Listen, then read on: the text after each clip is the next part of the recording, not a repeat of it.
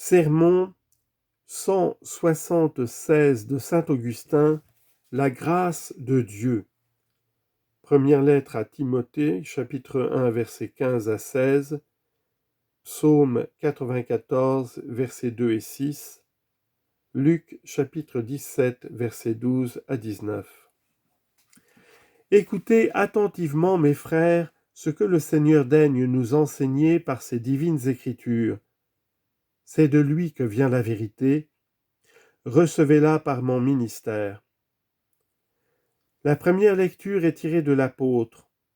Une vérité sûre et digne de toute confiance, dit-il, c'est que Jésus-Christ est venu au monde pour sauver les pécheurs, dont je suis le premier. Mais j'ai obtenu miséricorde afin que le Christ Jésus montrât en moi toute sa patience pour servir de leçon à ceux qui doivent croire en lui en vue de la vie éternelle. Voilà ce que nous a rappelé le texte de l'apôtre. Nous avons ensuite chanté un psaume pour nous exciter les uns les autres. D'une même voix et d'un même cœur, nous y disions « Venez, adorons le Seigneur, prosternons-nous et pleurons en présence du Dieu qui nous a créés. » Nous y disions encore « Hâtons-nous d'accourir devant lui pour célébrer ses louanges et chantons avec joie des cantiques à sa gloire. » Enfin, l'Évangile nous a montré 10 lépreux guéris, et l'un d'eux, il était étranger, rendant grâce à son libérateur. Étudions ces 3 textes, autant que nous le permet le temps dont nous pouvons disposer. Disons quelques mots sur chacun d'eux, évitons avec la grâce de Dieu de nous arrêter trop longuement sur l'un au détriment des autres.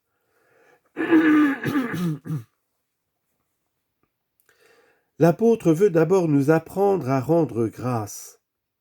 Or, souvenez-vous que dans la dernière leçon, celle de l'Évangile, le Seigneur Jésus loue le lépreux, guéri, qui le remercie, et blâme les ingrats qui conservent dans le cœur la lèpre qu'il a effacée de leur corps. Comment donc s'exprime l'apôtre ? Une vérité sûre et digne de toute confiance. Quelle est cette vérité ? C'est que Jésus-Christ est venu au monde. Pourquoi ? Pour sauver les pécheurs. Et toi, qui es-tu ? Dont je suis le premier. C'eût été de l'ingratitude envers le Sauveur de dire « Je n'ai jamais été pécheur ». Car il n'est aucun des descendants mortels d'Adam, il n'est aucun homme absolument qui ne soit malade et qui n'ait besoin pour guérir de la grâce du Christ. Que penser des petits-enfants si tous les descendants d'Adam sont malades ? Mais on les porte à l'église, ils ne peuvent y courir encore sur leurs propres pieds, ils y courent sur les pieds d'autrui pour y chercher la guérison.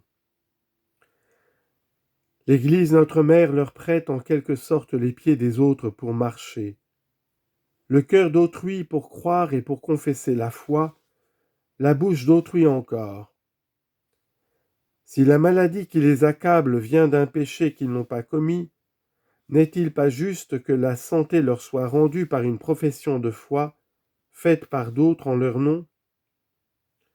Que nul donc ne vienne murmurer à vos oreilles des doctrines étrangères, tel est l'enseignement auquel l'Église s'est toujours attachée et qu'elle a professé toujours. L'enseignement qu'elle a puisé dans la foi des anciens et qu'elle conserve avec persévérance jusqu'à la fin des siècles. Dès que le médecin n'est pas nécessaire à ceux qui se portent bien, mais à ceux qui sont malades, l'enfant, s'il n'est pas malade, a-t-il donc besoin du Christ ?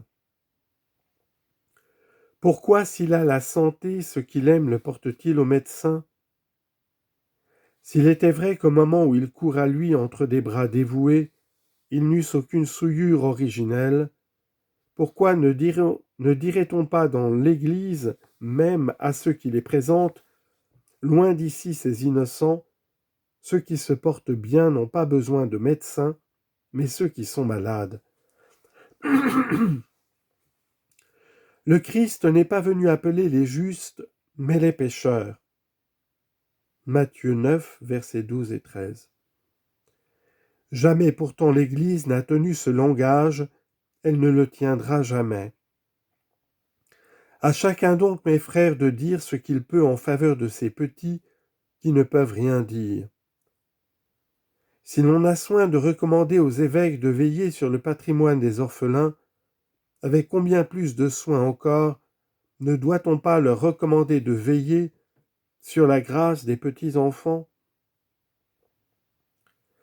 Si pour empêcher les étrangers d'opprimer l'orphelin après la mort de ses parents, l'évêque s'en fait le tuteur, quel cri d'alarme ne doit-on pas pousser en faveur des petits lorsqu'on craint que leurs parents même ne les mettent à mort?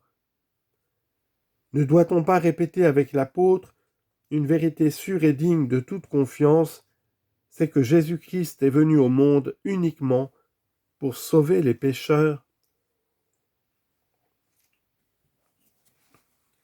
Quiconque recourt au Christ a sans doute quelque infirmité à guérir. Pourquoi, si l'on n'a rien, courrait-on au médecin? Que les parents choisissent donc entre ces deux partis, avouer que le Christ guérit dans leurs enfants la maladie du péché, ou cesser de les lui offrir, car ce serait conduire au médecin celui qui est en pleine santé. Que présentes-tu? Quelqu'un à baptiser. Qui? Un enfant. À qui le présentes-tu? Au Christ. Au Christ qui est venu au monde? Oui. Pourquoi y est-il venu? Pour guérir les pécheurs. L'enfant que tu présentes a donc en lui quelque chose à guérir?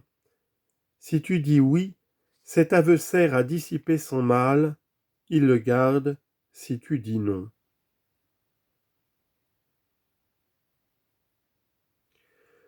Pour guérir les pécheurs dont je suis le premier. N'y avait-il point de pécheurs avant Paul? Mais Adam fut sûrement le premier de tous.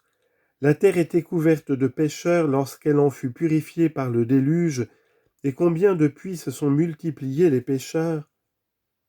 Comment dire alors dont je suis le premier? Il est le premier non en date, mais en énormité. C'est l'énormité de son péché qui lui fait dire qu'il était le premier des pécheurs.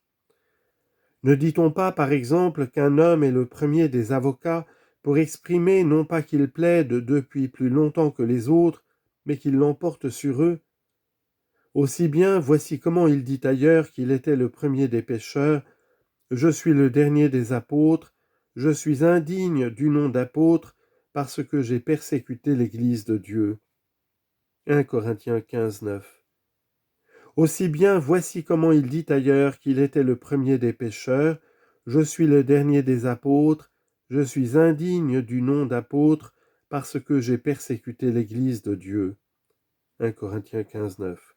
Aucun persécuteur ne fut plus ardent, ni conséquemment aucun pécheur plus coupable.